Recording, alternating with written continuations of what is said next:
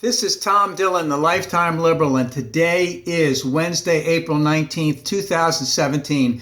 The title of this rant will be, Will Mr. Minority Truly Address the Drug Overdose Epidemic? So we've had quite an epidemic of drug overdoses in the last couple of years. I believe it was last week he appointed Christie to head a commission. The commission is supposed to come out in a couple months. And, will they truly address this issue? The reason I want to talk about this is that these are the things that are going on underneath the headlines right now. And these are the things that really must be addressed on a federal level with federal spending to help, in this case, the drug overdose epidemic. And another question, just as an overthought, is, hey, will Mr. Minority increase taxes to help pay for us to get out of this drug epidemic? Now, this big thing about Korea that's going on, I just want to talk about that really quick. So it's starting to fade away a little bit, but the point is, when you have all these shiny objects, and the press just jumped all over this Korea thing, and there was a nothing burger right from the beginning, because they do it all the time. They need attention, they need food, they need oil, etc. And it's a very delicate balance. And of course, anything that we might do to aggravate it could mean the destruction of Seoul, Korea, or South Korea, in the sense that they have, 20,000, 30,000 missiles basically directed at Seoul, South Korea. And remember, the first thing that they'd knock out if we hit them would be the American bases that are in South Korea. So we're not going to start anything. It was all a lot of bellicose. But again, behind the scenes, we have a huge drug epidemic. So let's take, now most of this came from an article, I believe, New York Times. So let's take a little bit of a look at some of the other things in terms of deaths in the United States. So car accidents. And the chart on this went back to 1968. 1968, there were 53,000 deaths per year from car accidents. Now, 38,000 deaths per year. That is up to 2015. So that's a fairly decent decrease. But remember, at the same time, our population has increased quite a bit. The number of miles that we have driven each year has increased quite a bit. And the safety features have also increased quite a bit. I remember, people would cut out their seat belts and all that other kind of crap. No one's really doing that anymore. All right. So gun deaths in the United States. In 1968, about 24,000 gun deaths in the United States. 2015, 36,000 gun deaths. So that's been an increase in that also. Most of those are from suicides. I believe it's between half and 2/3 of the gun deaths in the United States are by suicides. And remember, Mr. Minority represents a party that wants to increase Second Amendment rights to the point that people that have, let's just use the term mental incapacities, let's just say, they're willing to let them have access to firearms. That's, again, it's an issue that should be taken up, but I don't think Mr. Minority will take that up. HIV deaths had gone up, obviously, tremendously from the early 80s until the mid 90s or so, and then it's come down dramatically since then. In fact, I remember people in the early 80s who were in the gay community, very tragic, as people, I won't say the term right or left, but they knew people directly that were dying from this. And it was very, very traumatic. I know people who are dying from the drug epidemic just once removed from me, let's just say. But in terms of drug overdoses, if we go back again, 1968, 5,000 deaths per year. 2015, 52 deaths per year. So it is skyrocketed. And if we just take a look at the 52,000 deaths per year, most of that is heroin overdoses. We have tremendous problems with all kinds of drugs, but if we just limit ourselves just to the heroin, if 50,000 are dying from overdoses, how many heroin addicts do we have in the United States right now? 10 times as many, 20 times as many? I'm not really sure, but it has to be an astronomical amount. And a lot of this has been caused by one specific additive to heroin, which is called fentanyl, which is 50 times the strength of heroin. They add it to heroin because it's cheaper, but So what happens is you don't know the quality of the drug that you're taking. You inject something that's 50 times as hard, as strong, and say goodbye, so to speak. There's also another one that's been out there used, which is even stronger than fentanyl. I believe it's called carfentanil. But this has attacked an age group, mostly 15 to 44.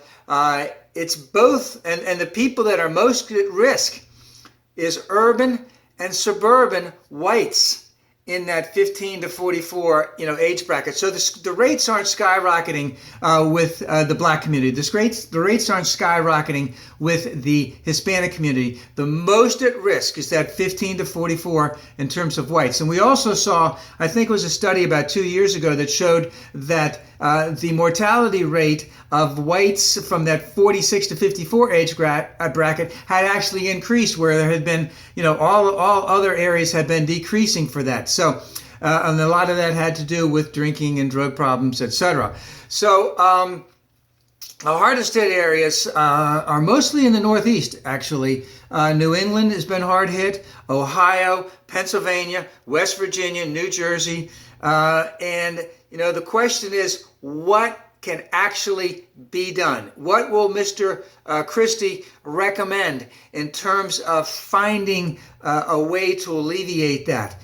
In terms of, let's just say, rehabilitation, will we invest in drug rehabilitation places where people will be forced to stay there, say 6 months or so they can get everything out of their system? A lot of training, a lot of education, a lot of job training, a lot of opportunities to get back in the community where they can be safe, not to where they can be unsafe, let's just say.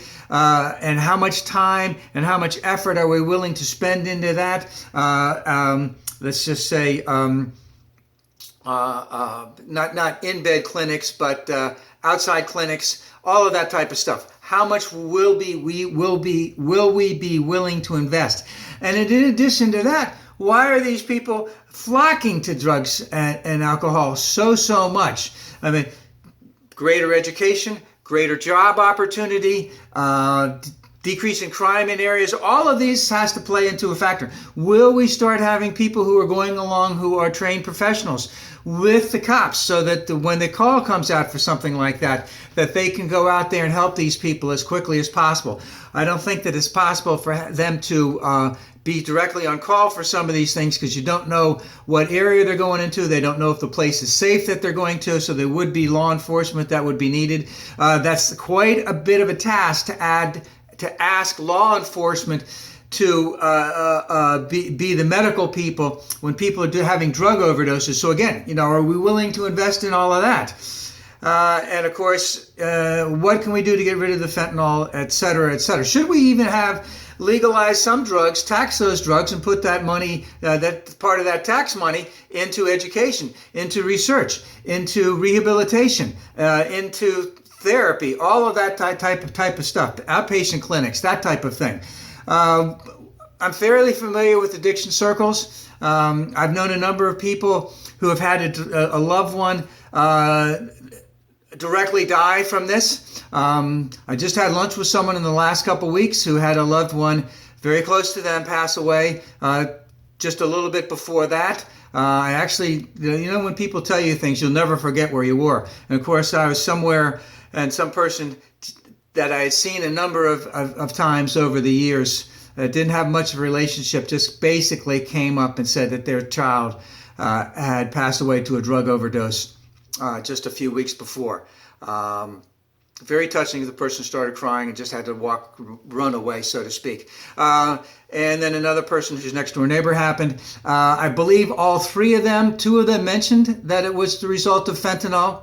The third person didn't, but that person had a child that overdosed. So it's a scourge. It's a tremendous scourge on our society. And it's cost a lot. Because remember, when you have these overdoses, a lot of these people don't have insurance, and they just go right to the hospital. They can't pay for pay for anything. They're there for long periods of time. I have a loved one right now that unfortunately is doing the same thing, drinking and drugging way too much, ending up in the hospital there for a week, whatever, goes back out, doesn't have any money to pay for all of that, never will have the money to pay for that. And that's an incredible scourge. And we always have to look at this again, not as a willpower issue, as a mental issue, but as traumatic brain injury, as a brain condition, and treat it as such.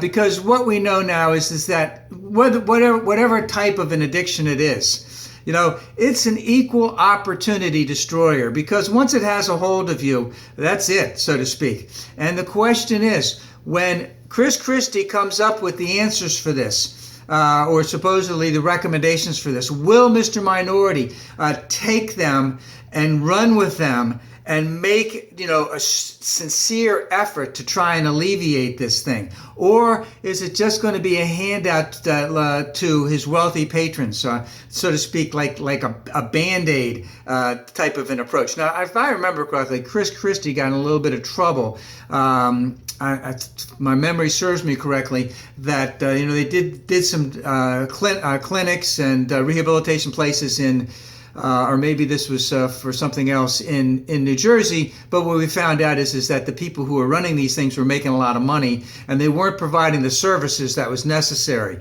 So again, you need to be able to provide the services that will actually work, as opposed to just throwing a Band-Aid and putting people into, let's just call it, temporary jail or something like that.